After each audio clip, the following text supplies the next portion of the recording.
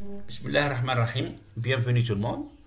Aujourd'hui, je vais vous présenter une vidéo de synthèse sur une formation que j'ai donnée dernièrement au niveau de Jimila.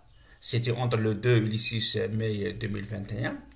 Cette formation était sur le scanning et l'impression 3D et rentrée dans le cadre d'un projet Captel destiné principalement au renforcement des capacités des auteurs locaux du développement. Ce projet est soutenu par le programme des Nations Unies de développement, le PNUD, et l'Union européenne. Et c'est une formation, c'est une première formation qui est rentrée dans le cadre de ce projet Captel et qui est destinée, principalement destinée aux jeunes diplômés pour leur permettre de créer des startups et même des ateliers d'artisanat utilisant des technologies modernes de scanning et d'impression 3D. Ceci bien sûr pour créer de l'emploi et en même temps pour promouvoir le tourisme autour du site archéologique de Jimila. La formation était dispensée en 5 parties, dont la première partie, il s'agissait de présenter le scanning et les scanners 3D utilisés principalement dans ce domaine de l'archéologie pour reproduire des œuvres d'art ou bien scanner tout un site archéologique. La deuxième partie était destinée à la présentation des ressources informatiques pour la reconstruction graphique en 3D des objets. Ensuite, il y a eu une troisième partie sur la reconstruction graphique avec 3D avec le scanner à lumière structurée, Tanso S1, acquis dans le cadre de ce projet et justement pour un objectif d'apprentissage.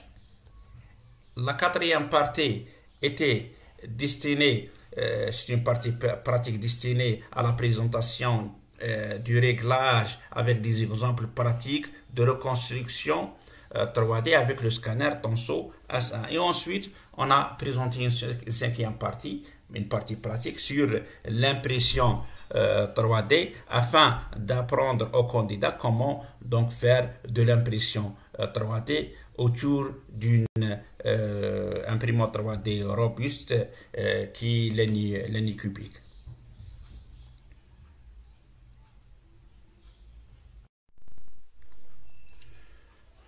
Pour cette première partie sur le scanning et les scanners 3D, on va commencer par donner certaines définitions par rapport à notre objet, donc le scanning et les scanners 3D, en commençant par définir ce que c'est un scanner, et on va tout particulièrement s'intéresser au scanning surfacique, puisqu'il s'agit ici donc de scanner la forme générale des objets et des sites archéologiques. Donc il ne s'agissait pas disons, de révéler leur structure interne comme pour d'autres techniques de scanning à transmission. Donc c'est un scanning juste surfacique. Le scanning surfacique 3D est tout simplement une reproduction graphique de la forme d'un objet par des mesures sur les positionnements d'un échantillonnage de points, repéré bien sûr sur la surface de cet objet à scanner, et reproduit sur un système de coordonnées ou bien avec un système de coordonnées approprié. La reconstruction de la forme 3D de l'objet se fait par extrapolation, bien sûr à partir de la répartition des points mesurés. Et puisqu'on ne peut pas générer un nombre de points infini pour générer un volume ou bien une forme 3D parfaite, donc il y a certainement un manque de points. Ce manque de points, donc, on va l'ajouter par un calcul qui se fait sur l'outil ou bien le programme qui va être utilisé pour la reconstruction graphique 3D de l'objet.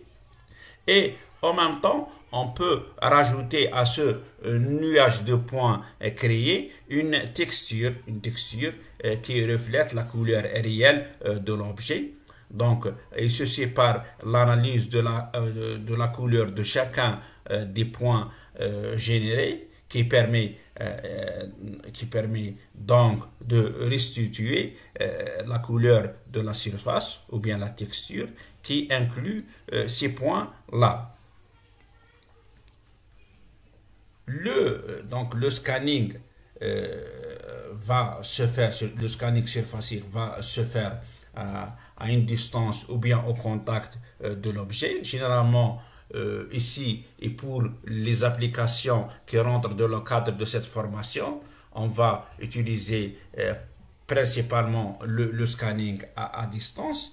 Et donc, on va scanner l'objet en utilisant bien sûr une lumière pour scanner, de la lumière pour scanner cet objet-là, et le reproduire en 3D. Et là, on a besoin, donc pour faire ce scanning, on a besoin de prendre ce qu'on appelle des vues ou bien des projections autour de cet objet-là pour reproduire la forme 3D. Le scanning donc peut se faire de deux manières. On a donc la possibilité de mettre notre objet sur, si notre objet est petit, on peut le mettre sur une table tournante pour le scanner de tous les côtés. Donc c'est l'option numéro 1, donc mettre l'objet sur un plateau tournant, ou bien on peut scanner par une deuxième option en bien sûr en prenant des vues et des projections de l'objet en faisant le tour autour de cet objet-là. Donc, il s'agit ici d'une deuxième option pratique qui consiste à tourner autour de l'objet pour prendre les différentes projections et vues nécessaires à reconstruire la forme 3D de notre objet. Pour faire du scannage 3D, on dispose de plusieurs techniques et méthodes. Ces techniques et méthodes sont classées en deux catégories. Il y a la catégorie des méthodes avec contact pour faire le scanning 3D. Ici, une pointe qui est au contact de l'objet va prendre toutes les informations sur la morphologie et la chromatographie de notre objet. Bien sûr, en le balayant de bout en bout et en repérant tout point du balayage en X, Y, Z. Et à partir des informations recueillies, on peut reproduire la forme 3D de l'objet. Il y a aussi la catégorie de méthodes de scannage 3D sans contact, comme on le voit sur cet exemple. C'est un scanner 3D sans contact qui projette un faisceau laser sur l'objet pour justement repérer les points de l'objet dans l'espace.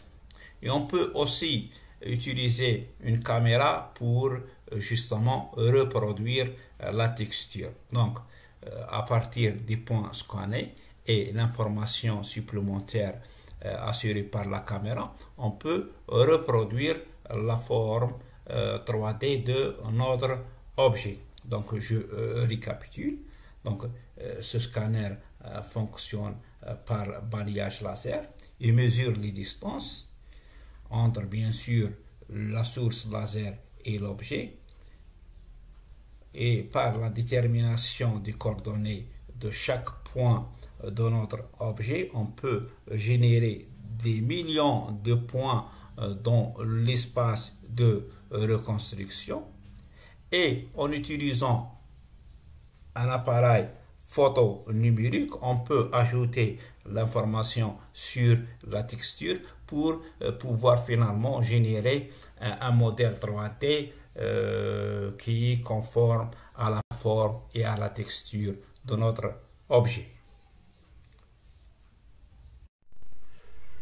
Dans le cadre de cette formation, nous allons surtout se focaliser sur le scanner à distance. Ce sont donc les scanners d'intérêt pour notre formation, qui sont les scanners bien adaptés pour scanner des petits objets, comme les statuettes et les œuvres d'art et d'archéologie, comme ils peuvent aussi être utilisés pour scanner tout un site archéologique. Nous allons commencer par décrire le premier scanner de cette catégorie, qui est le scanner par temps de vol ou bien le scanner à temps de vol. Ce scanner, appelé communément le lidar, utilise en fait un faisceau laser pour sonder l'objet à reproduire. Il est équipé d'un télémètre pour justement mesurer le temps d'aller-retour de la lumière laser et ainsi estimer la distance entre le laser et l'objet, qui va nous permettre par la suite de fixer le point scanné appartenant à l'objet dans l'espace. Ici, on voit une illustration du principe de ce laser. Donc, ce laser est équipé d'un émetteur-récepteur d'onde laser. Donc, l'onde émise arrive sur l'objet. Ensuite, elle est rétrodiffusée pour retourner sur l'émetteur. Donc, ce laser est équipé d'un télémètre pour mesurer le temps. Et à partir du temps, bien sûr, il est facile d'estimer la distance entre le laser et l'objet et fixer le point scanné dans l'espace. Ici, nous représentons ici juste le principe de ce scanner. Donc, ce scanner, bien sûr, est équipé d'un miroir pour le balayage horizontal et vertical. Il va nous permettre de sonder l'objet pour reproduire certains points par rapport à sa forme.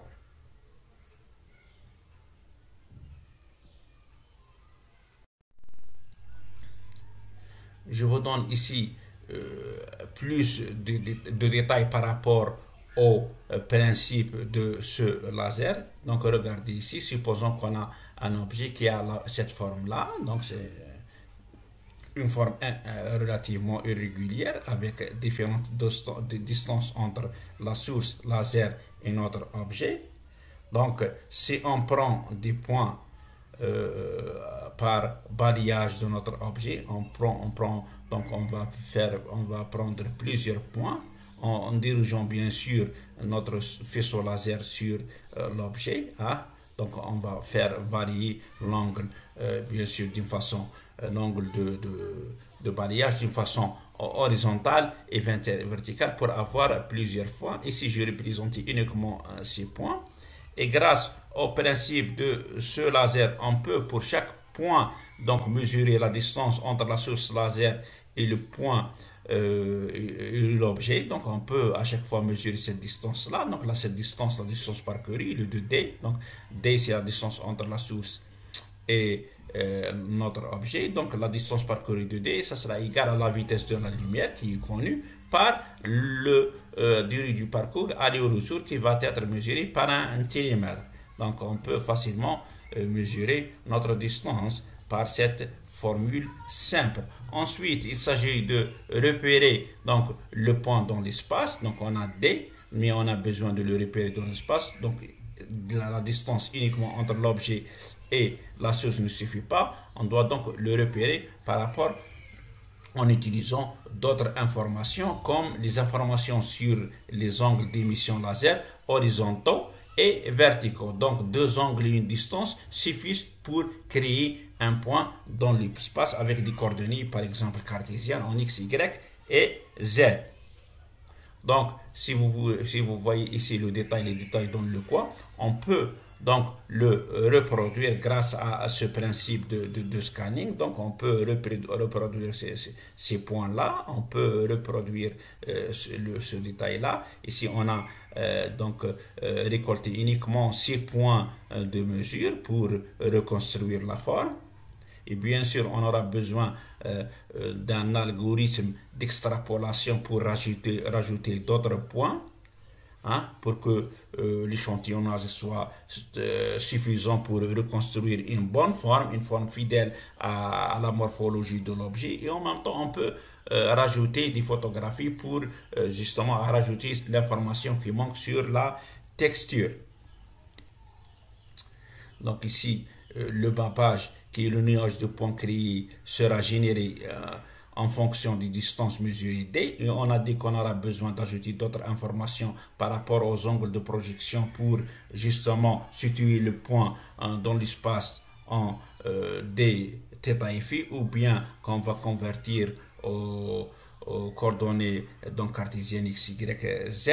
Et pour une bonne reconstruction de la forme de l'objet, des points ou bien des pixels peuvent être rajoutés par un calcul d'interpolation et d'extrapolation. Il est aussi possible de rajouter une texture réelle, comme je l'ai dit, en prenant en plus du scanning laser, des photographies par caméra.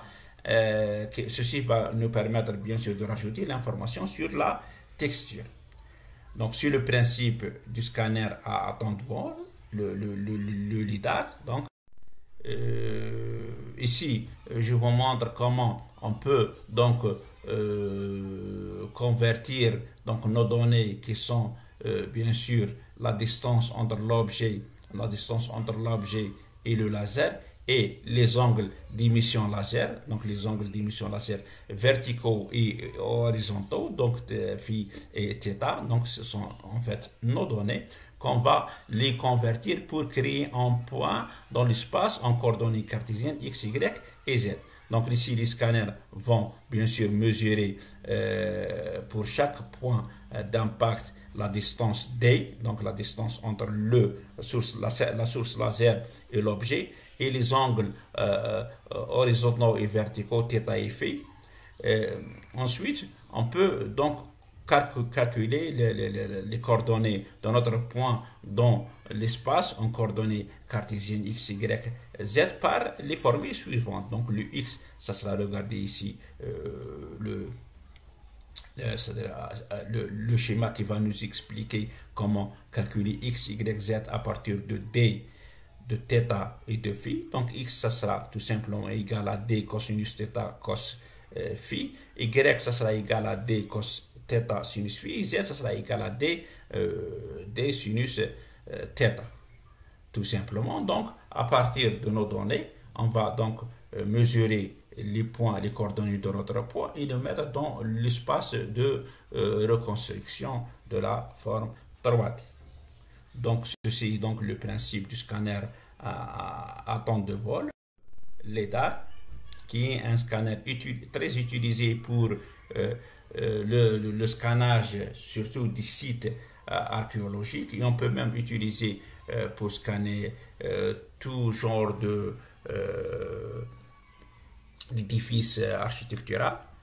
Donc on peut l'utiliser pour scanner des quartiers, des villes, des sites archéologiques et en 3D avec plusieurs possibilités de scannage, soit un scannage par scannage au niveau du sol, ou bien un scanning ou bien un scanner en utilisant des objets, des drones, des objets volants ou bien des drones.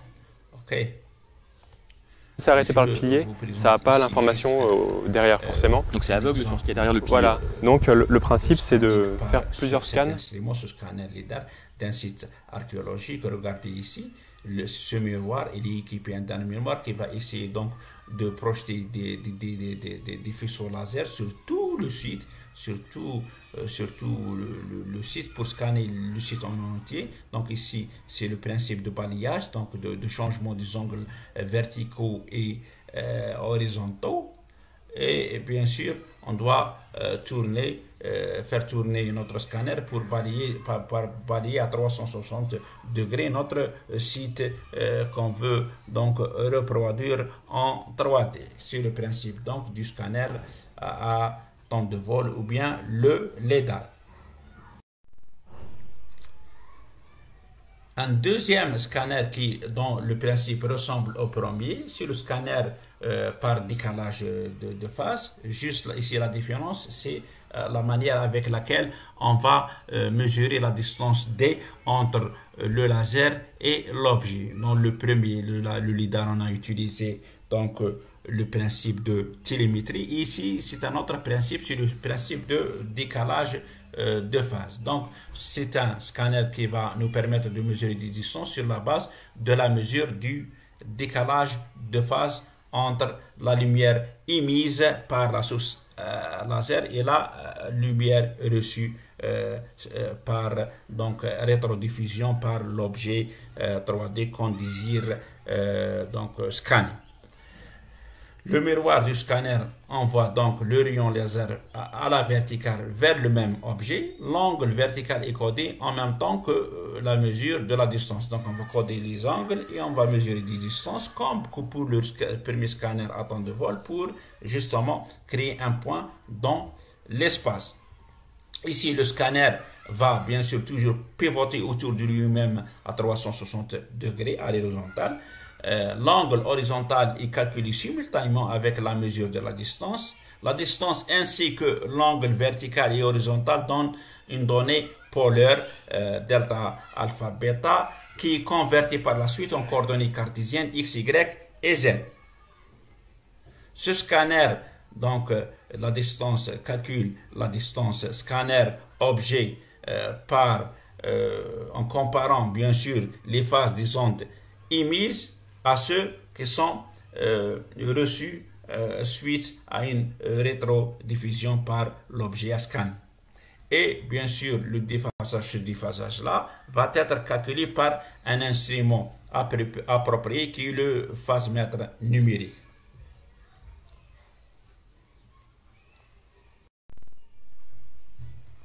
Ici, on présente un schéma pour justement expliquer comment le calcul de décalage de phase se fait. Donc ici, on représente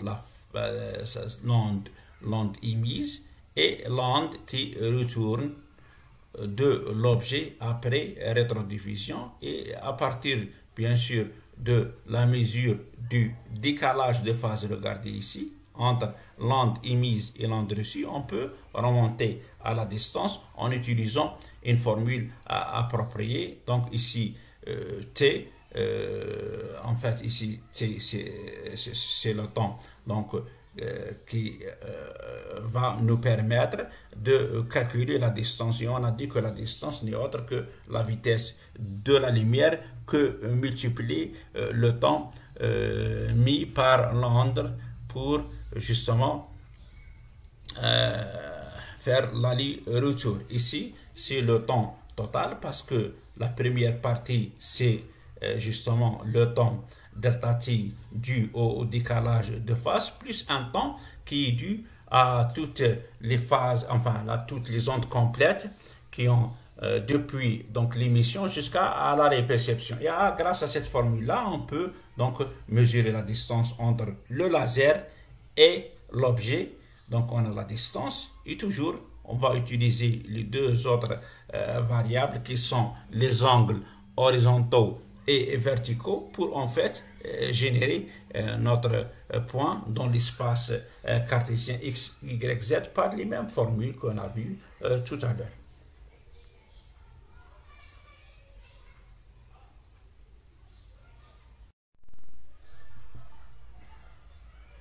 On présente ici juste un exemple de reconstruction 3D de sites archéologiques en utilisant un scanner de type décalage de phase. Regardez ici, c'est une reconstruction, disons, parfaite d'un site archéologique. Donc, c'est une reconstruction qui va nous permettre de voir notre site en 3D avec, bien sûr, différents angles de vue.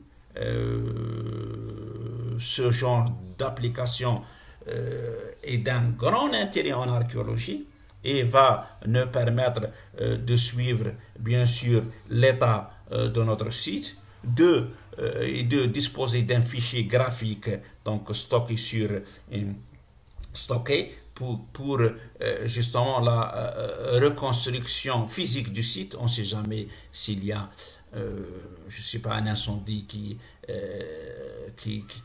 pourrait provoquer la destruction d'une partie de ce site-là.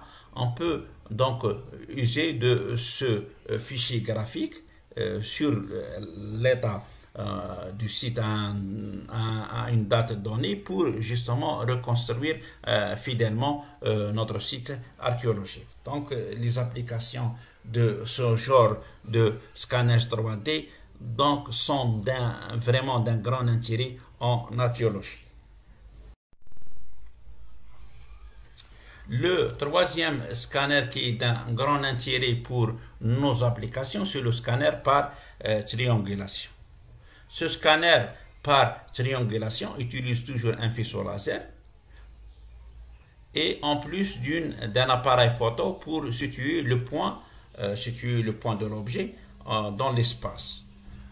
En fait, en fonction de la distance à la surface, notre point apparaît à un endroit différent de nos champs de vision de l'appareil. Donc, on va voir le principe avec des schémas détaillés par la suite. La longueur d'un côté du triangle, la distance entre l'appareil photo et l'émetteur laser sont bien connues. Et l'angle du côté de l'émetteur laser est également connu. Et tout ça va nous permettre de situer notre point de l'objet scanné dans l'espace pour une reconstruction 3D. Donc ici, juste on présente le schéma général de ce scanner. Donc ce scanner utilise deux appareils, une source laser donc pour balayer l'objet et prendre des points sur l'objet, et une caméra. Ici, bien sûr, on n'a pas une source émettrice et réceptrice, mais la source laser c'est une source émettrice et la réception va se faire sur une caméra de type CCD placée à une distance bien définie de l'objet, et grâce au décalage du point repéré par la caméra depuis le centre de la caméra vers l'un des deux côtés, on peut situer le point de l'objet dans l'espace. Regardez ici le principe. Donc c'est le même schéma qu'on a vu tout à l'heure. Donc la source laser va donc émettre un faisceau laser, et en fonction de la position de notre objet, regardez dans la première position, ici la division a été faite sur ce point-là et a été repérée à une distance du centre de la caméra CCD DZ, alors que dans la deuxième position de l'objet, qui donc à une distance DZ de la première position, le faisceau laser diffusé a été donc localisé au centre du CCD à une distance DZ qui est égale à la différence entre les deux positions réelles. Donc cette même distance va être repérée sur la caméra par une distance DZ entre les deux points d'impact mesurés par le capteur CCD. Donc ceci est le principe. C'est pour ça qu'on dit qu'on va donc faire un scanner par triangulation. Regardez ici, on a un triangle. Si on schématise, on a ce schéma-là. On a notre source laser, la caméra et notre objet. Bien sûr, ici, on s'intéresse toujours à mesurer la distance entre le laser et l'objet. Ici, tout en connaissant la distance entre le laser et la caméra, qui est h. Et bien sûr, on peut facilement calculer l'angle θ entre la droite qui est entre le point de réémission situé sur notre objet et détecté par notre caméra, et bien sûr l'axe qui est entre le laser et l'objet. Donc on peut facilement mesurer ces angles-là pour remonter à l'angle θ. θ est connu, h aussi connu. On peut facilement remonter à D par la formule suivante: D égale à H tangente θ. Donc si on mesure d la distance t, le reste c'est facile pour donc situer le point de notre objet dans l'espace par les mêmes formules qu'on a vues tout à l'heure, puisqu'il s'agit aussi de faire un balayage en faisant varier les angles horizontaux et verticaux. Regardez ici, je vous présente le principe de ce scanner par triangulation. Donc ici, on a deux sources laser et une caméra donc qui vont projeter des lumières laser sur l'objet pour récolter le point d'impact par une caméra CCD afin de